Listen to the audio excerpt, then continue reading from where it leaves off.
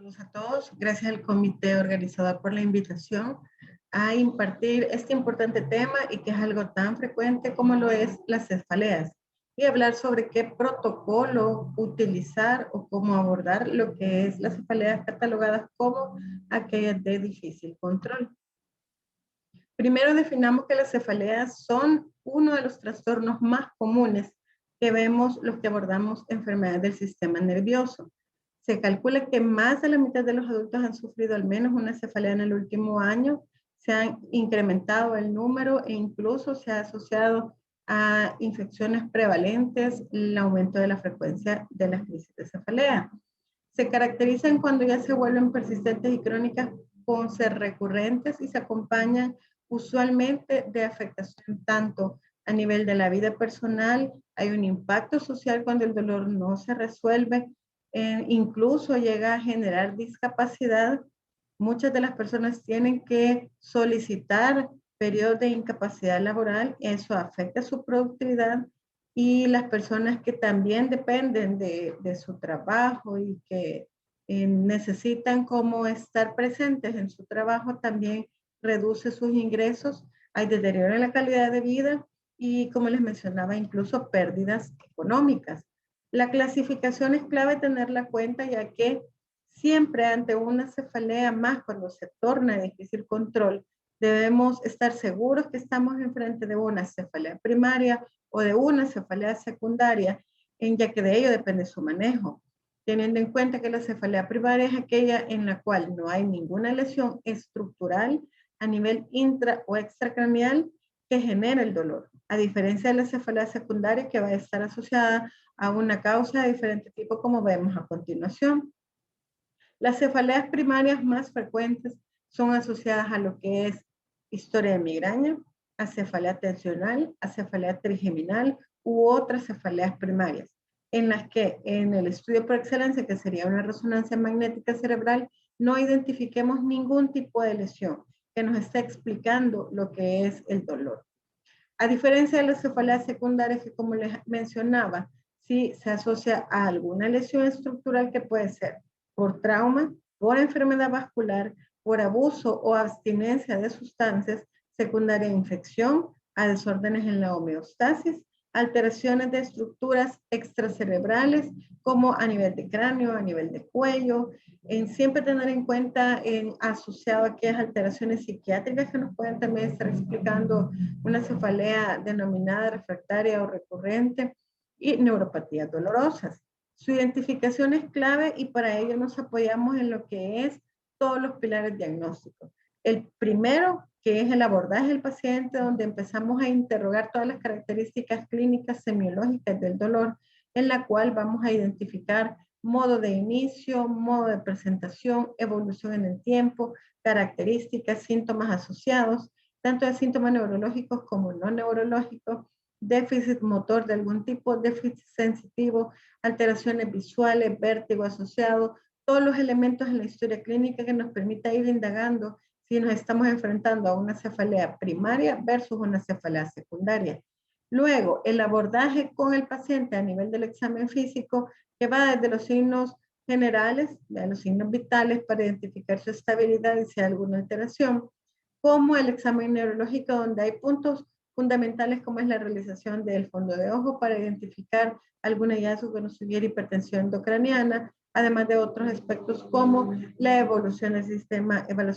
vestibular, el sistema motor, sensitivo, reflejo, signos meningios, para ir abordando, sí, igual, vamos nosotros afianzando, si nos enfrentamos a una cefalea primaria o secundaria. Luego nos apoyamos siempre en exámenes de laboratorio y gabinete, podemos enviar pruebas si sospechamos algo infeccioso, hemogramas, pruebas inflamatorias infecciosas, sospechamos algún desequilibrio electrolítico o algún tipo de enfermedad metabólica, hormonas tiroidea, glucosa, hemoglobina glicosilada para identificar el control de enfermedades metabólicas previamente diagnosticadas, pruebas de función renal, pruebas de función hepática y todo aquello que nos permita, como vamos ahorita en la línea identificando, si es una cefalea primaria o secundaria. Y luego, examen de gabinete, como les mencionaba, como una neuroimagen que es así nos va a poder determinar. ¿Hay algo intracraneal? o no. Algo que nos está explicando la cefalea, porque obviamente sí debemos calmar el dolor, pero también estamos obligados a investigar la causa de ese dolor. En la evaluación de pacientes con cefalea hay aspectos claves, ¿verdad? Podemos identificar si es de recién inicio, si ha sido reciente o si es un paciente conocido por cefalea y de repente cambió el patrón. El modo de inicio, si ha sido rápido, súbito incluso, que siempre se asocia a enfermedades vasculares o insidioso. La localización, si es unilateral, si es bilateral, hacia dónde se irradia, si hubiera irradiación, síntomas focales acompañantes, medicamentos utilizados actualmente, incluyendo si ha utilizado expuesto a drogas, historia familiar. También preguntemos si de repente hay aumento de exacerbación con el esfuerzo, con ciertas posiciones, si es de inicio tardío, pacientes de mediana edad o anciana, casi siempre debemos de buscar e indagar una causa secundaria, si hay meningismo y fiebre, si sospechamos de algo infeccioso, y las enfermedades concomitantes que hay que indagarlas, como enfermedades que inmunodeprimen infecciosas, en el caso del SIDA, cáncer, enfermedades crónicas de origen metabólico o no, que también pueden estar asociadas a la causa del dolor, así como signos o síntomas neurológicos o psicológicos, que como les comentaba, siempre es clave en indagar estos aspectos. En el diagnóstico, entonces, primero abordamos y en base a nuestra historia clínica, nuestra exploración, podemos tener una primera premisa si sospechamos que es primaria o secundaria, si es primaria y si es unilateral, y si se asocia a síntomas como inyección conjuntival, lagrimeo, rinorrea,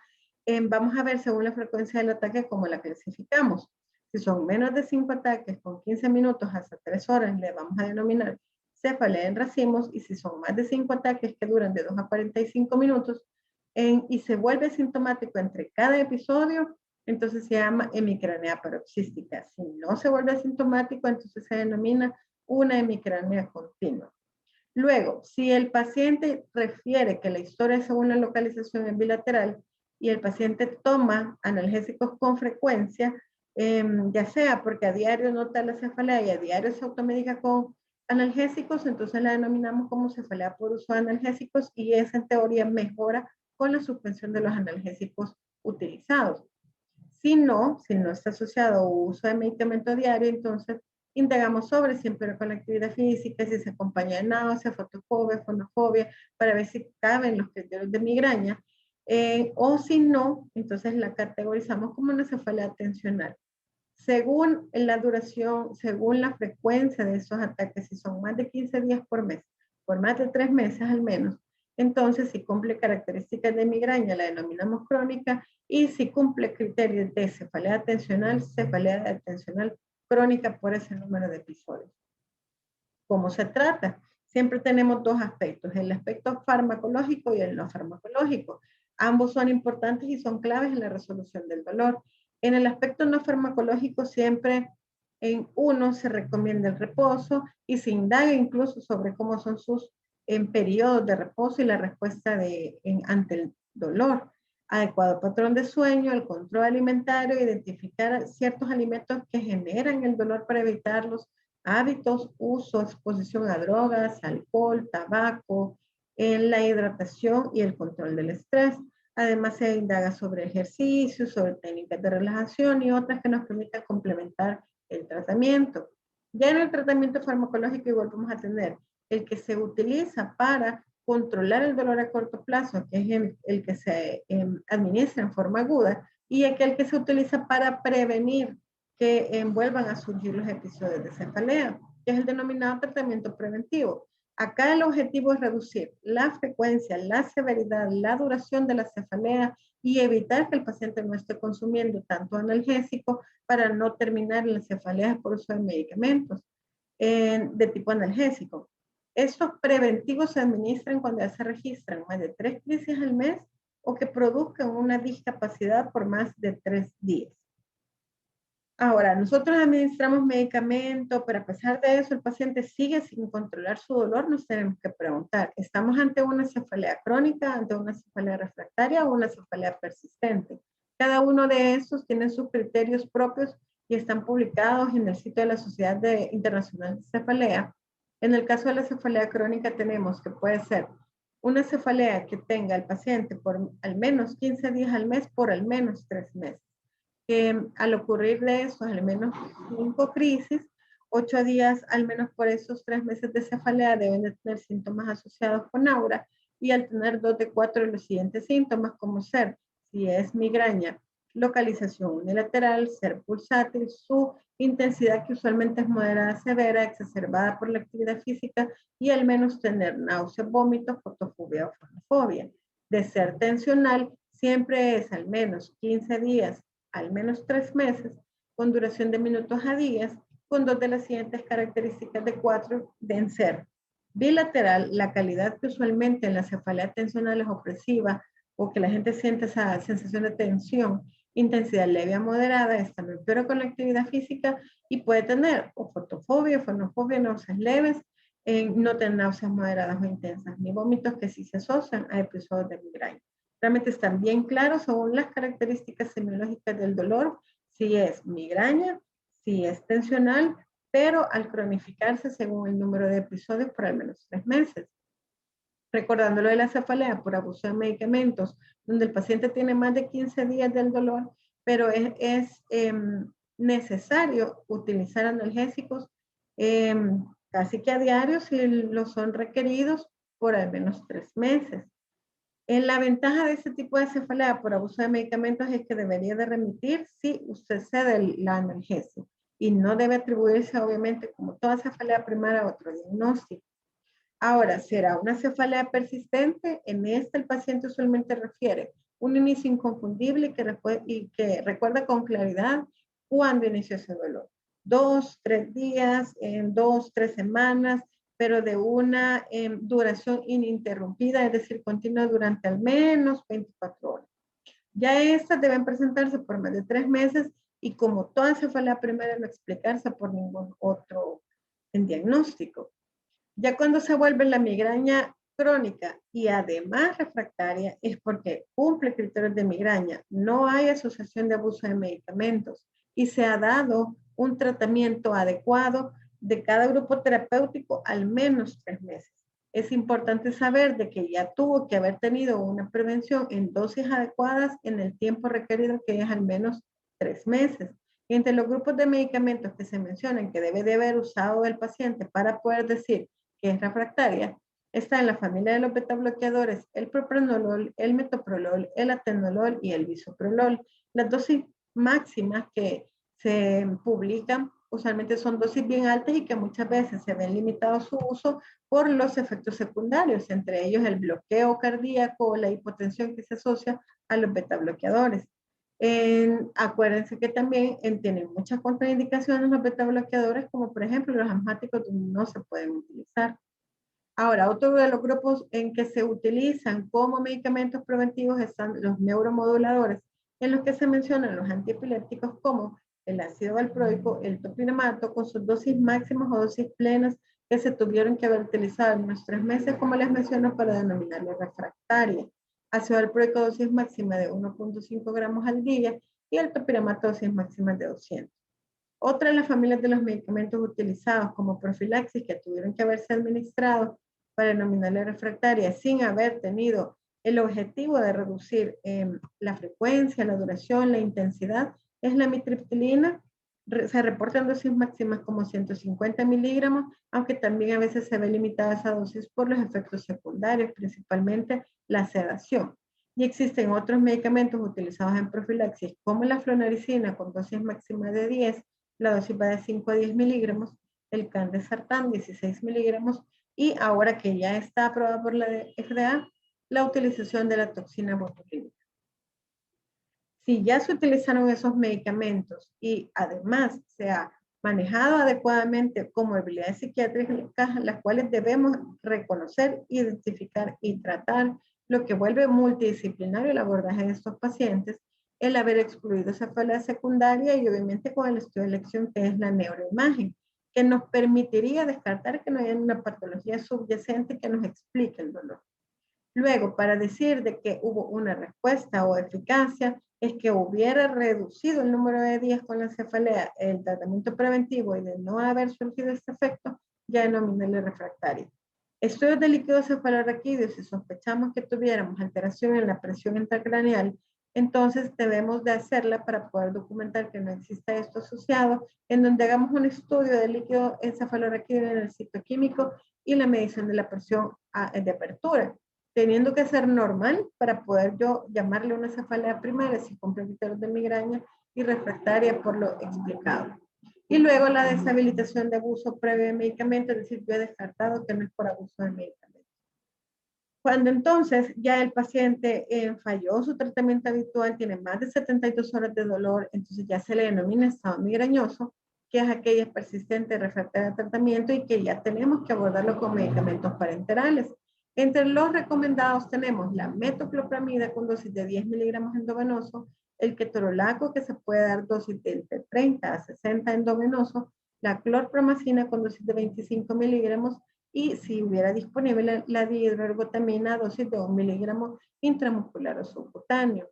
También se puede utilizar esta en dosis de infusión con una dosis máxima permitida de 10 miligramos, igual por efectos secundarios adversos de tipo principalmente cardiovascular. Otros medicamentos utilizados que son los triptanes, como el sumatriptán, a dosis de 50 a 100 miligramos para abortar el dolor. Ahora, siempre tenemos una cefalea refractaria,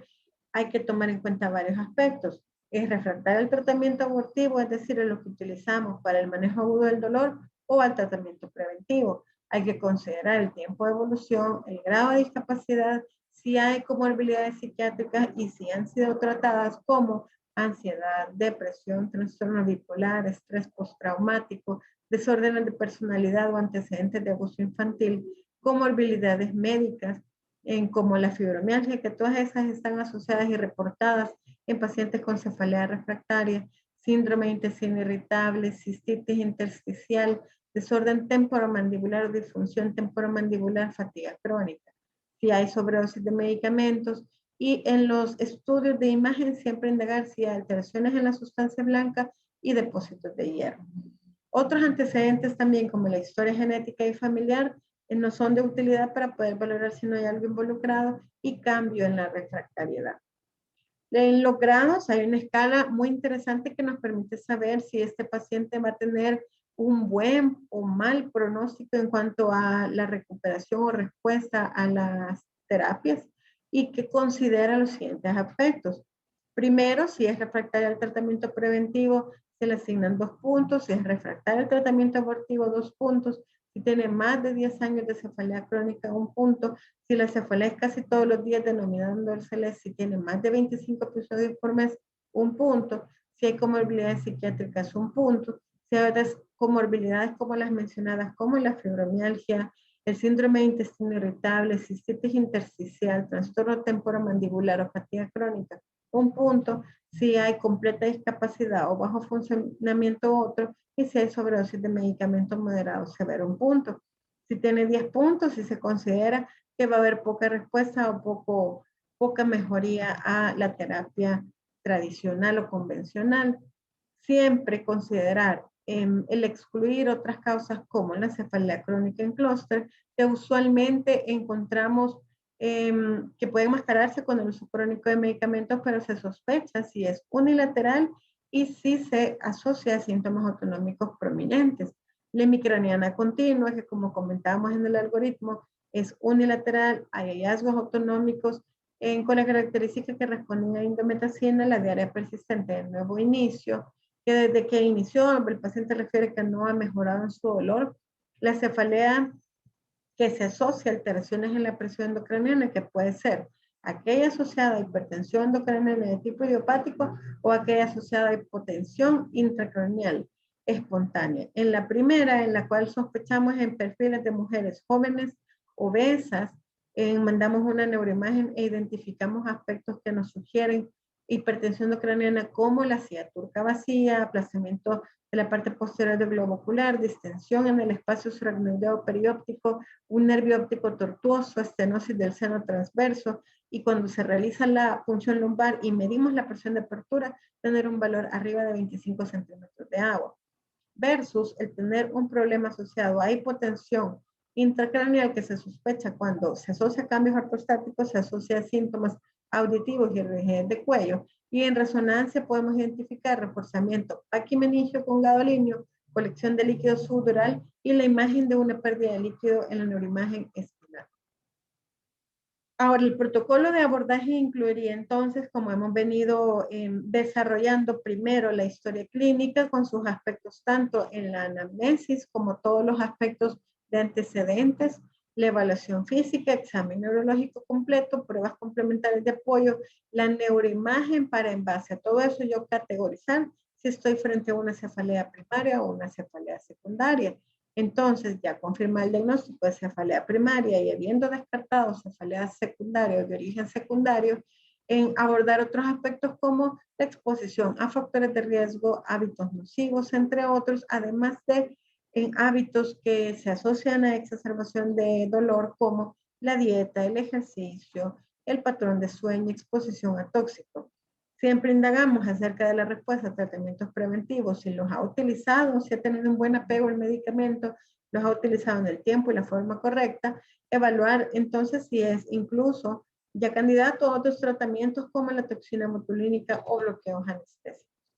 En base a eso entonces, una de las cosas a identificar o indagar es la presencia de fiebre o no. Si hubiera fiebre presente, siempre sospechar y estamos obligados a descartar que no haya una cefalea asociada a un proceso infeccioso del sistema nervioso central, o si no hay, pero tenemos signos meningios, indagar si no estamos ante una hemorragia suracnoidea.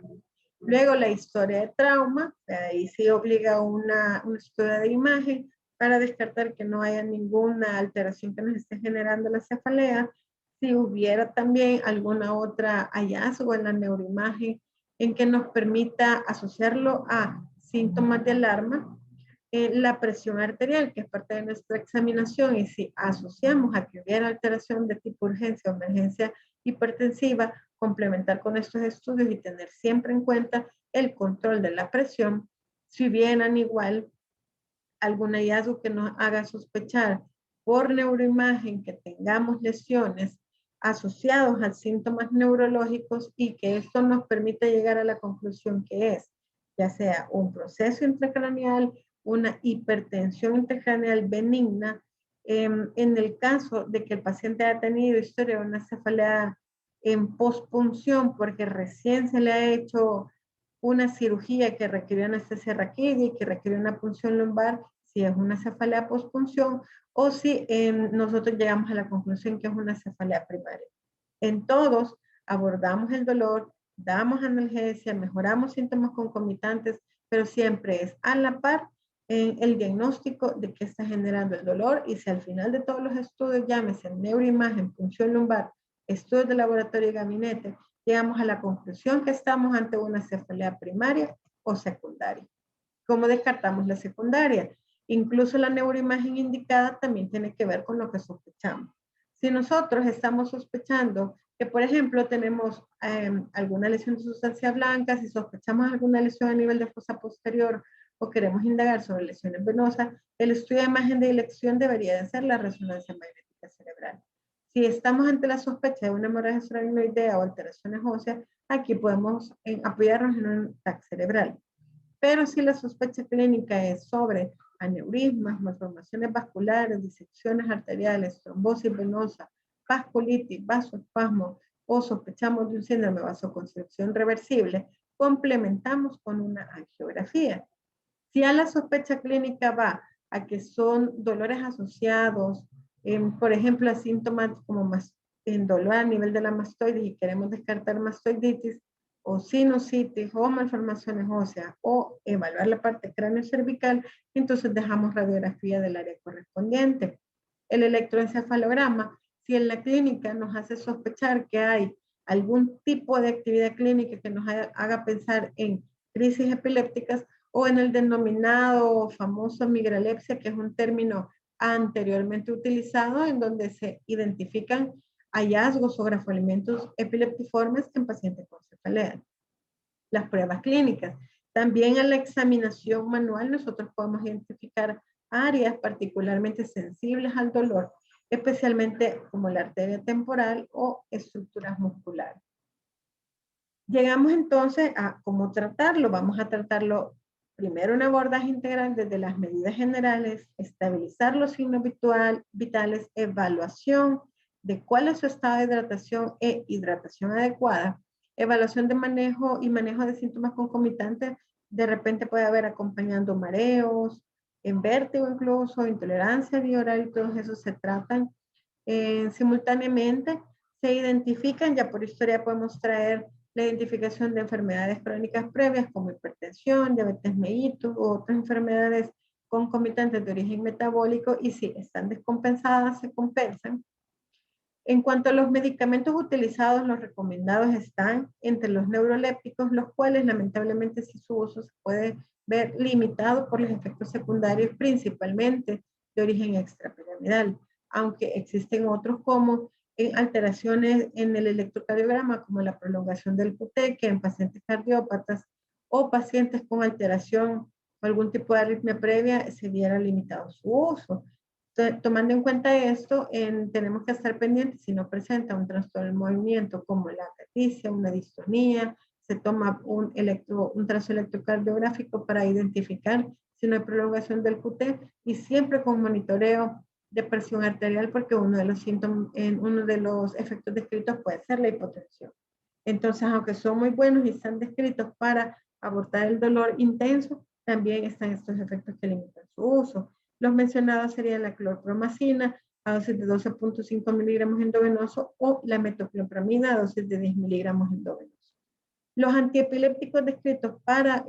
abordar el dolor en una forma aguda también está el ácido valproico en su presentación endovenosa en dosis entre 500 y 1000 miligramos. Aquí siempre monitorizar hiperamonemia y pacientes en que puedan estar utilizando en forma concomitante el topiramato, tener la precaución de poder desarrollar una encefalopatía. Y siempre recordar que si es un paciente patópata por antecedente estaría contraindicado. La ergotamina, la dihidroergotamina, dosis de 0.5 miligramos a 1 miligramo endovenoso intramuscular, muy bueno para abordar el dolor y que se da de una forma aguda, pero también se debe monitorizar el componente cardiovascular por sus efectos secundarios como vasoconstricción y el riesgo de isquemia cardíaco cerebral, por lo que pacientes con antecedentes de cardiopatía isquémica, antecedentes de evento cerebrovascular, antecedentes de hipertensión de mal control, también estaría limitado su uso y todos esos aspectos tenemos que tomarlo en cuenta cuando decidamos qué medicamento utilizar para abortar el dolor. Los AINES, los recomendados, el ketorolaco, dosis de 30 a 60 miligramos endovenoso, también se puede asociar a eventos adversos como sangrado gastrointestinal, principalmente en aquellos que tenían el antecedente. La dexametasona descrita en dosis de 10 miligramos endovenoso con un rango que puede utilizarse entre 4 a 24 miligramos, que también está limitado por efectos descritos como sangrado de tubo digestivo. Los opioides. Bien sabido que es frecuente el uso de la codeína, pero no se recomienda de forma